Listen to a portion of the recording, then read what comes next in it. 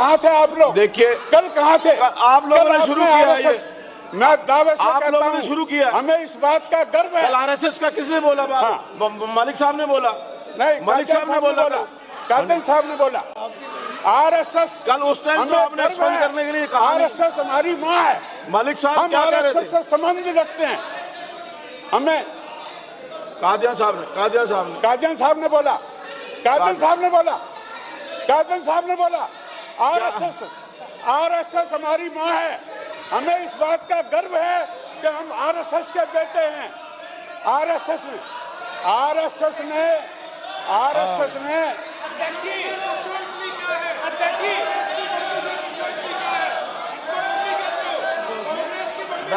बैठ जाइए।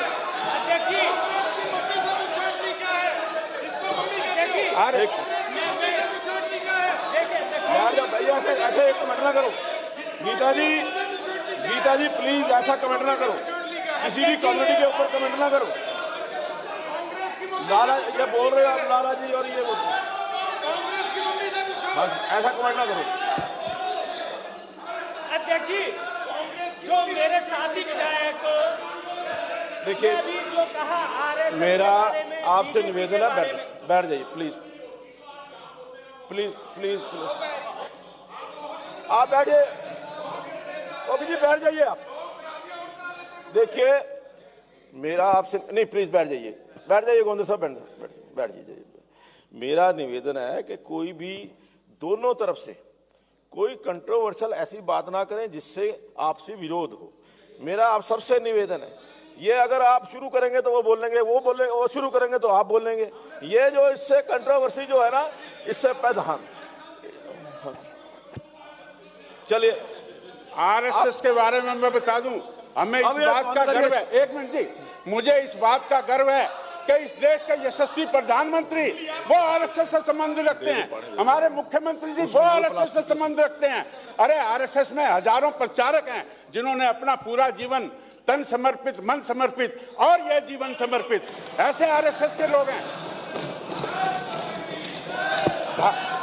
धारा 370 तोड़ने में उनका योगदान है, राम मंदिर बनाने में उनका योगदान है। कमल जी समाप्त करिए। चलिए।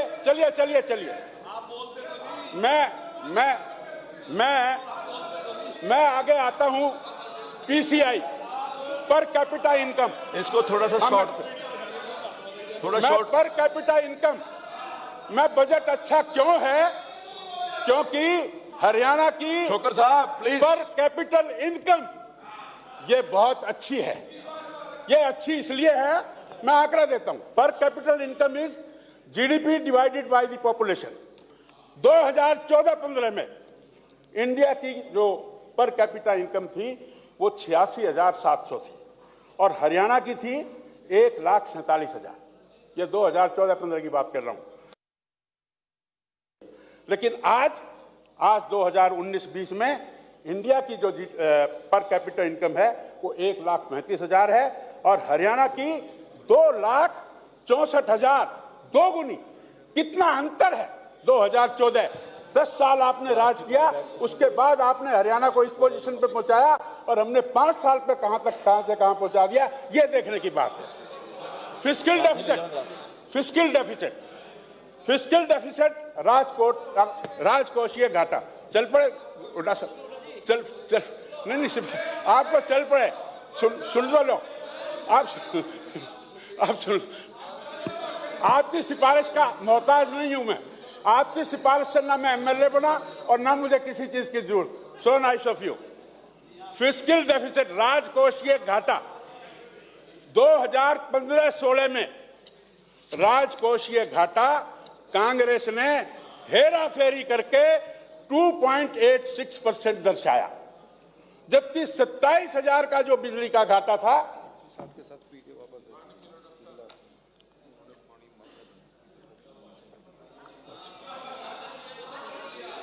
तो पानी मांगा था उन्होंने दे दिया। अरे तो आप लोगों के कान बहरे हैं ना, उनको सुनाने के लिए थोड़ा जोर से बोलना पड़ता है।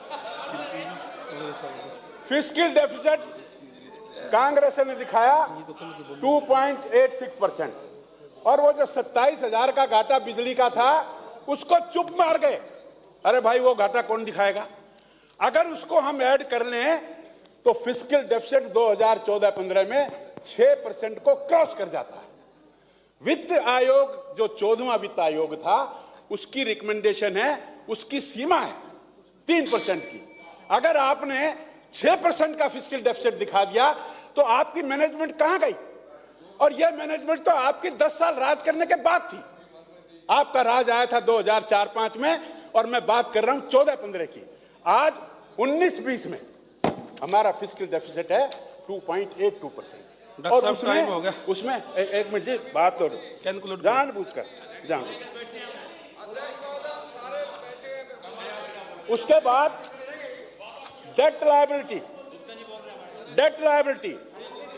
14वां वित्त आयोग ये कहता है कि 25% से कम अगर आपका ऋण है तो आपका बजट विद इन लिमिट है।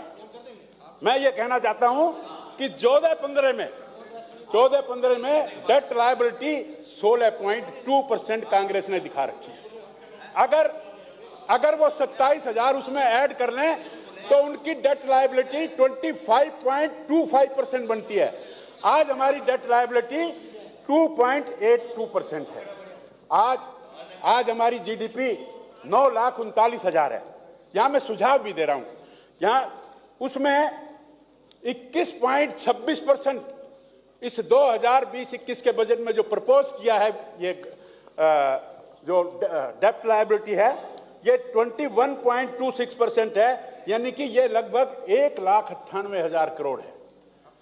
लेकिन अगर 14वां वित्त आयोग अगर हम देखें तो उसके हिसाब से 25% को अगर हम इमेजिन करें तो ये बनता है 2,35,000 करोड़।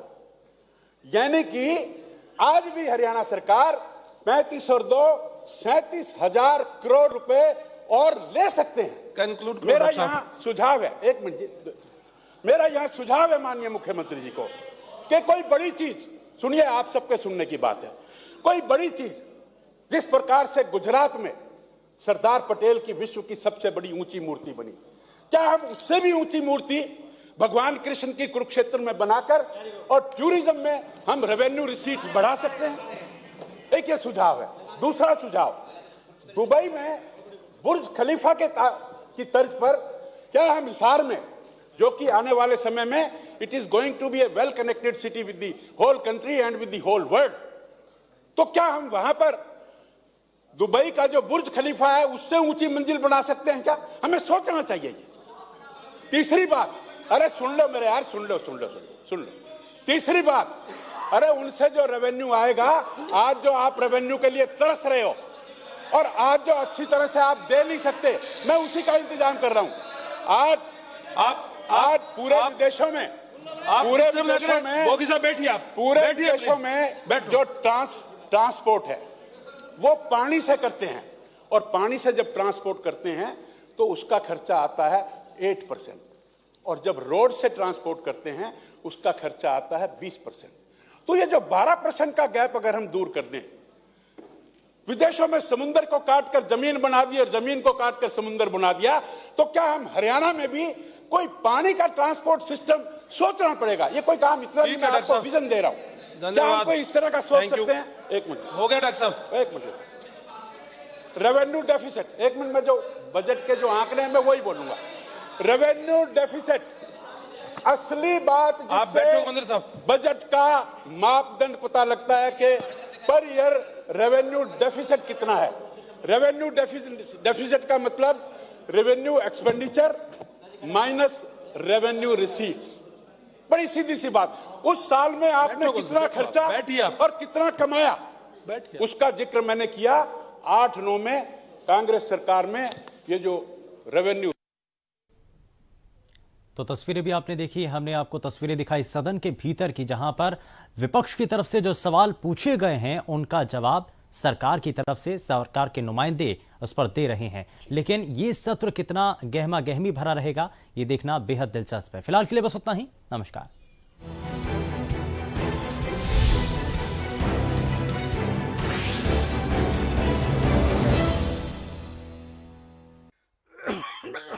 अरे राम जी, या तो इस खांसी ने ले ले, ना तो फिर अपना यमदूत भेज दे।